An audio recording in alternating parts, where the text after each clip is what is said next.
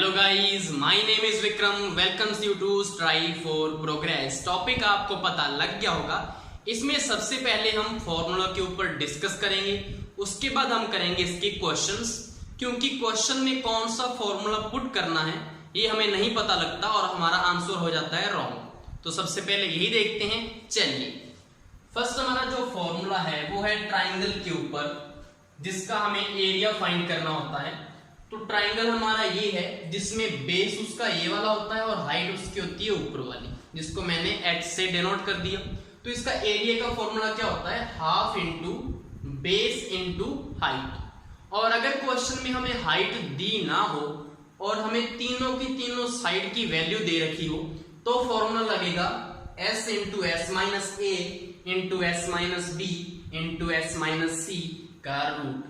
और जिसमें आप पूछोगे s क्या है, तो s की वैल्यू आती है a plus B plus C by 2 करने से, और a b c की वैल्यू इसमें पुट करो s आ जाएगा, s की वैल्यू इसमें पुट कर दो आंसर आ जाएगा। इसका ही टाइप होता है राइट एंगल ट्राइंगल, जिसको हिंदी में बोलते हैं समकोण त्रिभुज, जो कि ऐसा दिखता है, जिसमें एक एंगल जो होता है हमारा 90 डिग्री फिक्स ही होता है, जिसमें ये हमारा क्या है b से बेस होता है, ये हमारा P से परपेंडिकुलर होता है और ये हमारा H से हाइपोटेनियस होता है।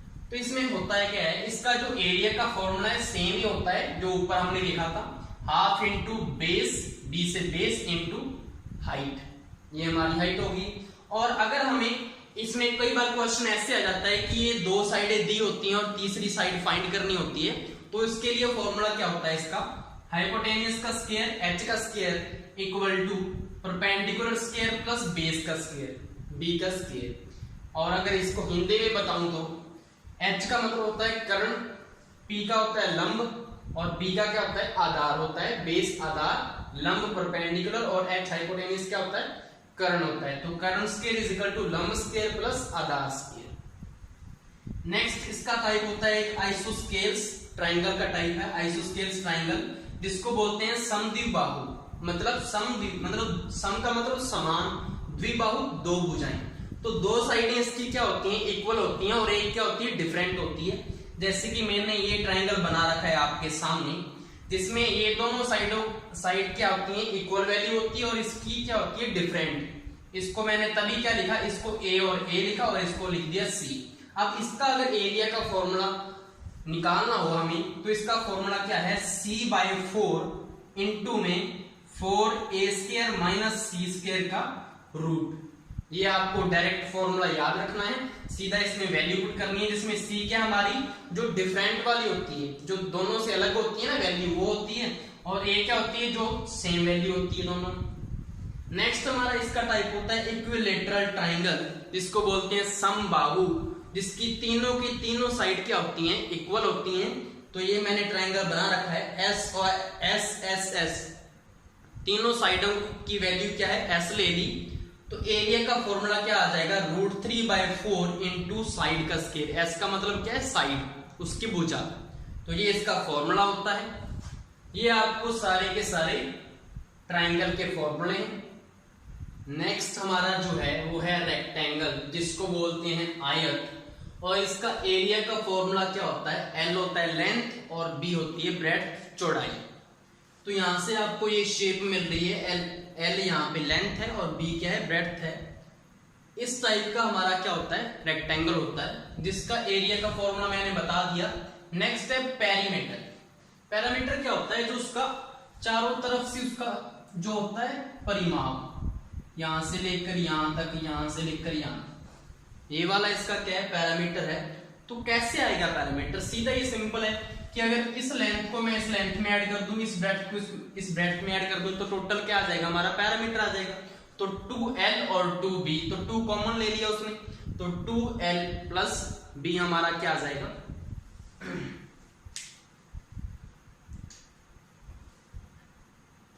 नेक्स्ट हमारा है रेक्टेंगल, जिसको आयत बोलते हैं, जो इस शेप का होता है, जिसमें ये हमारा लेंथ होता है और ये हमारी होती है ब्रेड्थ या चौड़ाई। तो इसके एरिया का फॉर्मूला होता है लेंथ इंटू ब्रेड्थ, और पैरामीटर का फॉर्मूला होता है 2 लेंथ प्लस ब्रेड्थ। पैरामीटर कौन सा होता है? एरिया तो होता है टोटल जो भर लिया इसको, सारा का सारा ये क्या है, इसका एरिया हो गया। लेकिन जो पैरामीटर होता है वो होता है इसके चारों तरफ की जो बाउंड्री होती है ना, उसको क्या बोलते हैं, पैरामीटर बोलते हैं। तो लेंथ मतलब इसकी वैल्यू l प्लस l कितना हो गया 2l, b प्लस b कितना हो गया 2b, तो 2 कॉमन ले लिया, l प्लस b बन जाएगा पैरामीटर। नेक्स्ट हमारा है स्क्वायर, जिसको वर्ग बोलते हैं, जिसका एरिया का फॉर्मूला होता है साइड का स्क्वायर। क्योंकि जो स्क्वायर होता है हमारा इस शेप का होता है, जिसकी सारी की सारी साइड क्या होती है, इक्वल होती है, जिसको मैंने a से डिनोट कर दिया। तो सारी की सारी तभी मैंने क्या लिखी है, a लिखी है। तो इसका फॉर्मूला होता है साइड का स्क्वायर, मतलब a का स्क्वायर बन जाएगा। और इसका जो पैरामीटर है वो होता है 4 इंटू साइड। तो पता ही है क्योंकि ये भी a है ये भी a है, तो कितने a हैं, 4 a है ना, तो 4 इंटू साइड आ जाएगा या 4a आ जाएगा। नेक्स्ट हमारा सर्कल, जिसको बोलते हैं वृत्त। सर्कल हमारा इस शेप का होता है, जिसकी जो रेडियस है वो मैंने क्या लिखी हुई है, r लिखी हुई है। तो उसका एरिया क्या बन जाएगा, एरिया का फॉर्मूला होता है पाई r स्क्वायर। और जो उसका सरकमफ्रेंस होता है, ये चारों तरफ वाला ये वाला, इसका सरकमफ्रेंस होता है, इसका फॉर्मूला होता है 2 पाई r, सर्कल का हो गया। नेक्स्ट हमारा होता है सिलेंडर, जिसको बोलते हैं बेलन। इसका हमें वॉल्यूम, सबसे पहले ज्यादातर क्वेश्चन जो वॉल्यूम के ऊपर ही आते हैं, जो 3D शेप होती है उसमें। तो वॉल्यूम क्या होता है कि जैसे सिलेंडर है उसमें पानी भरना है, तो सारा उसमें वॉल्यूम काउंट होगा ना। तो वॉल्यूम का फॉर्मूला होता है इसका पाई r स्क्वायर h। h इसकी होती है हाइट। जैसे कि ये सिलेंडर है मेरा, तो सिलेंडर की ये वाली तो क्या होगी, हाइट होगी, और ये इसकी क्या होगी, रेडियस होगी। कि ये देखो मेरा जैसे कि मार्कर है, सिलेंडर की शेप में है ना। अगर ऐसे नीचे वाला मत देखो तो ये क्या बन जाएगा, एक सिलेंडर बन जाएगा। तो ये तो इसकी क्या होगी, हाइट होगी। और इधर वाला क्या, इधर भी सर्कल बन जाएगा, इस साइड भी सर्कल बनेगा, तो उसमें क्या बन जाएगी, रेडियस बन जाएगी उसकी। तो ये फॉर्मूला हो गया। नेक्स्ट है इसका कर्व सरफेस एरिया, और एक होता है टोटल सरफेस एरिया। इसी में हमारा क्या है, क्वेश्चन रॉन्ग हो जाता है, क्योंकि क्वेश्चन में उसने पूछा होता है कि एक सिलेंडर है जिसमें हमने पेंट करना है। एक सिलेंडर टाइप की टंकी मान लो, तो टंकी का जो ढक्कन है वो उसके ऊपर नहीं है, वो उसको उतारा हुआ है, और टंकी बनी हुई है नीचे। तो उसको पेंट करना है, तो किसके ऊपर करेगा, कर्व सरफेस के ऊपर होगा वो, टोटल सरफेस के ऊपर नहीं होगा। क्योंकि जो उसका ढक्कन है वो भी हट गया, और नीचे से तो वो फिक्स ही होगी वहां पे, तो नीचे भी पेंट नहीं होगा, तो कर्व सरफेस के ऊपर होगा। कर्व सरफेस कौन सा हो गया, जैसे कि ये हमारा सिलेंडर है, तो सिर्फ ये वाला जो पार्ट है ना, यहाँ तक ये वाला, सिर्फ इसको क्या बोलेंगे हम, कर्व सरफेस बोलते हैं। इसके लिए मैंने क्या लिख दिया, इसको C से लिख दिया। तो ये तो हमारा कर्व सरफेस हो गया, जिसका फॉर्मूला होता है 2 पाई r h। अगर उसने क्या बोला, टोटल सरफेस एरिया सिलेंडर का, तो क्या होगा 2 पाई r into r plus h। क्यों बनाइए, अगर टोटल करेंगे तो ऊपर वाला जो सर्कल है वो भी काउंट होगा, और नीचे वाला जो सर्कल है वो भी काउंट होगा। तो मुझे ये बताओ कि हमने जो सर्कल किया था, सर्कल का एरिया का फॉर्मूला क्या था, पाई r स्क्वायर था। हमने इसमें एरिया फाइंड करना है, तो जो ऊपर वाला सर्कल होगा उसका एरिया भी क्या होगा, पाई r स्क्वायर, और नीचे वाला सर्कल है उसका एरिया भी क्या होगा, पाई r स्क्वायर। तो कर्व वाले में वो क्या हो जाएगा, ऐड हो जाएगा। तो कितना ऐड हो जाएगा, 2 पाई r स्क्वायर ऐड होगा या नहीं होगा, तो 2 पाई r स्क्वायर ऐड होगा किसमें, जो उसका कर्व सरफेस वाला एरिया था। कर्व सरफेस कितना था, 2 पाई r h, तो 2 पाई r h लिख लो। तो इन दोनों में देखो आपको कॉमन क्या आ रहा है, 2 पाई r यहाँ पे कॉमन आ रहा है, और 2 पाई r यहाँ पे, तो 2 पाई r कॉमन लिख लिया उसने यहाँ पे, और r प्लस h, क्योंकि यहाँ से r बच गया और यहाँ से h बच गया। तो ऐसे फॉर्मूला बन जाता है, इसको इतना रटने की जरूरत नहीं है। सिंपली आपको अगर उसकी शेप समझ में आ गई है तो आप उसका फॉर्मूला बना सकते हो। नेक्स्ट हमारा है स्फीयर, जिसको बोलते हैं गोला। और इसमें मैं यहाँ पे 2D शेप में ही दिखेगा आपको, ये 3D में नहीं दिखेगा। वैसे ये गोला है, सर्कल नहीं है, और इसमें रेडियस r है। तो इसका वॉल्यूम का फॉर्मूला होता है 4/3 पाई r क्यूब, जिसमें r रेडियस है, और सरफेस एरिया, उसका एरिया का फॉर्मूला क्या है, 4 पाई r स्क्वायर होता है। नेक्स्ट होता है क्यूबॉइड, जिसको बोलते हैं घनाभ। इस टाइप का होता है, जिसमें ये हमारी क्या होती है, लेंथ होती है, और ये हमारी ब्रेड्थ होती है, और ये हमारी होती है हाइट। तो इसका जो वॉल्यूम का फॉर्मूला क्या होगा, length into breadth into height. 2D shape में रेक्टेंगल होता है, और 3D में क्या होता है, क्यूबॉइड होता है। इसका होल सरफेस, सारा का सारा अगर होल सरफेस देखें तो उसका जो एरिया का फॉर्मूला होता है उसका होता है 2 into L into B plus B into H plus L into H, breadth height length, ये आपको पता है एल बी एच क्या है। और अगर आपको पूछ ले कि area of 4 walls of a room, तो उसका फॉर्मूला क्या होगा 2 into height length plus breadth. इसको समझो कैसे कि आपको कई बार क्वेश्चन ऐसा पूछ लिया जाता है कि कोई रूम है जिसमें मैंने क्या करना है, पेंट करना है, तो रूम में पेंट कैसे होगा, छत के ऊपर तो क्या होता है पीओपी करते हैं ना, तो वहां पे तो पेंट नहीं होगा, और जो हमारी जो फर्श होती है वहां पे क्या होता है, वहां पे पत्थर वगैरह लगा होता है, मार्बल लगा होता है, तो वहां पे भी पेंट नहीं होगा। तो कहां पे पेंट होगा, 4 वॉल्स पे के ऊपर ही होगा ना, चारों दीवारों के ऊपर ओनली पेंट होगा। तो ऐसा अगर कोई क्वेश्चन पूछ ले तो उसके लिए फॉर्मूला सिंपली क्या लगना है, तो फॉर्मूला ये लगेगा 2 into height L plus B.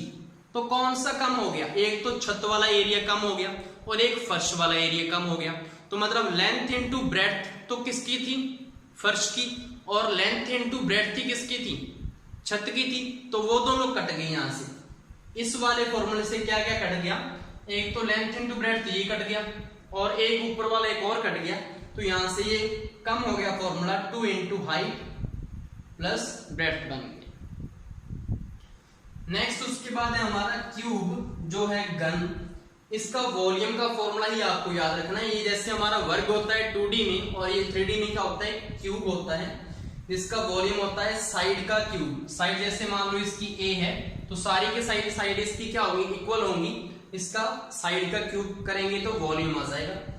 Next आपका होता है कोण, जिसको शंकु बोलते हैं, जो कि इस टाइप का होता है, जैसे कि बर्थडे पार्टी होती है तो शंकु के टाइप की टोपी आती है ना पहनने के लिए, वैसा ही होता है। और इसका अगर वॉल्यूम फाइंड करना है तो 1/3 पाई आर स्क्वायर एच होता है, जिसमें आर हमारा रेडियस होता है और हाइट होती है ये वाली जो हाइट है वो होती है ये। इधर जो मैंने लिखी है ये वाली, ये है हमारी स्लैंट हाइट, जिसको बोलते हैं स्लैंट हाइट। इसको ध्यान से देखोगे तो अगर ये देखें हम, ये एक प्रकार का राइट एंगल ट्राइंगल ही बन गया। तो अगर हमने स्लैंट हाइट फाइंड करनी है तो वो वाला फॉर्मूला लग जाएगा हाइपोटेन्यूज वाला, R square plus H square is equal to slant height का स्क्वायर। तो अगर स्लैंट हाइट निकालनी है तो रूट आ जाएगा, तो ये वाला फॉर्मूला किसका है, slant height equal to R square plus H square का रूट, अगर ये इसको आपने फाइंड करना हो। नेक्स्ट इसका है curve surface area. Curve surface वही हो गया जो नीचे वाला सर्कल है उसका एरिया अगर हम कम कर दें, उसको छोड़ दें, तो ऊपर वाला जो एरिया बचेगा, ओनली कैप के ऊपर वाला ये वाला जो एरिया बचेगा उसको क्या बोलेंगे, कर्व सरफेस। उसका फॉर्मूला आ जाएगा पाई आर एच, एच ये वाला काउंट करना है, स्लैंट हाइट नहीं है ये वाली। नेक्स्ट आपका अगर टोटल सरफेस एरिया, मतलब इस वाले कर्व सरफेस में हमने अगर सर्कल वाला भी ऐड कर दिया तो क्या बन जाएगा, पाई आर एच प्लस आर। ये कैसे है, ये आपको पता लग गया होगा कि पाई आर एच है वो उसका क्या है, कर्व सरफेस एरिया है पाई आर एच। अगर मैंने इसमें क्या ऐड कर दिया, नीचे सर्कल वाला ऐड कर दिया, सर्कल का एरिया आपको पता है क्या होता है, पाई आर स्क्वायर। तो सिंपली आपको यहां से पता लग रहा है कि पाई आर कॉमन आ रहा है, तो पाई आर कॉमन ले लो और यहां से एच प्लस आर आ जाएगा। यही फॉर्मूला तो लिखा हुआ है यहाँ। तो ऐसे ही फॉर्मूले आपके बन जाते हैं। ये सारे आपको फॉर्मूले ध्यान में रखने हैं, लेकिन जो क्वेश्चन आते हैं वो ज्यादातर किसके ऊपर आते हैं, रेक्टेंगल के ऊपर ही क्वेश्चन पूछ लिया जाता है, और एक आधे क्वेश्चन आते हैं जो सर्कल के ऊपर आते हैं। चलिए फर्स्ट क्वेश्चन देखते हैं। The length and breadth of a rectangular lawn are 36 metre and 20 metre respectively. It has 2 roads, each 3 meter wide and one parallel to the length and the other parallel to breadth. What is the cost of graveling the 2 roads at the rate of ₹3 per square meter? तो क्या बोल रहा है वो कि एक हमारे पास lawn है रेक्टेंगुलर शेप का, उसमें हमने क्या है 2 रोड्स निकाल दी हैं आने जाने के लिए, एक तो लेंथ के पैरेलल है और एक ब्रेड्थ के पैरेलल है। हमें रेक्टेंगुलर की क्या दे रखी है, लेंथ ब्रेड्थ दे रखी है, लंबाई चौड़ाई, और हमें बता रखा है कि 3 मीटर चौड़ी क्या है, रोड है। उसके ऊपर हमने क्या करनी है, ग्रेवलिंग मतलब बजरी डालनी है। उसके ऊपर खर्चा कितना है, 3 रुपए पड़ते हैं पर स्क्वायर मीटर के। तो टोटल हमें कॉस्ट निकालना है कितना आएगा, तो उसके लिए हमें क्या करना पड़ेगा, टोटल जो रोड है उसका एरिया फाइंड करेंगे, उस एरिया को मल्टीप्लाई कर देंगे 3 के साथ तो आंसर आ जाएगा। तो पहले तो हमें इसका डायग्राम बनाना पड़ेगा। तो डायग्राम के लिए ये हमारा क्या है, लॉन है, रेक्टेंगुलर शेप का है, ये रेक्टेंगल बन गया है। 36 मीटर इसकी क्या है, लेंथ है, और 20 मीटर ये क्या है, चौड़ा है, चौड़ाई है इसकी 20 मीटर। इसमें हमारी जो पहली रोड है ये जा रही है जो लेंथ के पैरेलल है, और जो दूसरी रोड है वो इसकी ब्रेड्थ के पैरेलल है, और 3 मीटर चौड़ी है, दोनों की दोनों रोड्स 3 मीटर चौड़ी है। तो अब हमने इसका क्या निकालना है, एरिया। अब इसकी जो शेप होगी वो भी तो क्या होगी, रेक्टेंगल ही तो होगी, रेक्टेंगल में बनी है 3 मीटर चौड़ी रोड। तो इसमें हमने क्या निकालना है, इसका एरिया निकालने के लिए वैसे क्या करना पड़ेगा, वैसे ही लेंथ इनटू ब्रेड्थ करना पड़ेगा। तो सबसे पहले मैं इस वाली रोड का एरिया फाइंड करता हूं, पहली रोड का जो लेंथ के पैरेलल है। तो लेंथ तो इसकी क्या होगी, जो इसकी लेंथ होगी वही इसकी लेंथ होगी। तो 36 मीटर इसकी लेंथ है, और चौड़ाई इसकी कितनी है, 3 मीटर। तो 36 इंटू 3 ये आ गया आपका 108 मीटर स्क्वायर। ये इसका क्या आ गया, एरिया आ गया पहली वाली रोड का। अब जो दूसरी है वो जो है ब्रेड्थ के पैरेलल है, अब उसका निकालते हैं। अब इसकी लेंथ कितनी है, अब इसकी लेंथ यहाँ पे जो है वही क्या होगी, आगे जाके होगी ना, यहाँ पे 20 मीटर है, वही आगे जाके 20 मीटर बनेगी, और इसकी जो चौड़ाई है वो कितनी है, 3 मीटर की है। तो यहाँ से दूसरी वाली रोड का कितना आ जाएगा, 20 इंटू 3 60 आ जाएगा, 60 मीटर स्क्वायर। तो हमारे पास जो टोटल एरिया बना वो बन गया है 8, 6 और 168 मीटर स्क्वायर हमारे पास क्या बन गया है, टोटल एरिया। लेकिन हमें ये पता है कि जब मैंने इसको काउंट किया, इस वाले एरिया को, तो भी ये क्या हो गया, इसमें ऐड हो गया इसका एरिया। जब हमने इस वाले को ऐड किया तब भी क्या हो गया, इस वाला एरिया को हमने इसमें काउंट कर लिया, तो ये तो 2 बार आ गया। तो हमारी जो बजरी, ऐसे तो नहीं है कि एक ही जगह पे 2 बार डालेंगे बजरी, तो एक बार ही डलेगी ना। तो इसका जो एरिया है एक बार का हमें माइनस करना पड़ेगा। तो एक बार का माइनस करने के लिए इसका एरिया निकालना भी तो पड़ेगा, कितना एरिया है वो कैसे आएगा। ये देखो, ये वाली जो लेंथ है, ये जो इसकी ब्रेड्थ है वो कितनी है, यहाँ पे 3 है, और ये वाली इसकी जो लेंथ है वो कितनी है, 3 है। मतलब एक प्रकार का ये क्या बन गया हमारा, ये तो हमारा वर्ग बन गया, स्क्वायर ही तो बना। ये दोनों तरीकों से देखे तो स्क्वायर बनेगा। तो यहाँ पे भी इसकी 3 है, यहाँ पे भी इसकी 3 है, तो 3 इंटू 3 इसका क्या आ जाएगा, एरिया 9 आ जाएगा। तो 9 मीटर स्क्वायर इसका क्या आ गया, एरिया आ गया, जिसको हमने इसमें से माइनस कर देना है। तो ये हमारा कितना बचा, 159। ये हमारे पास 159 मीटर स्क्वायर हमारा क्या आ गया, रोड का टोटल एरिया आ चुका है। अब हमने जो उसका कॉस्ट है पर स्क्वायर मीटर का, उसको उसमें टोटल एरिया में मल्टीप्लाई कर दो, तो टोटल जो है खर्चा आ जाएगा आपका 159 इंटू 3 करेंगे तो कितना आ जाएगा,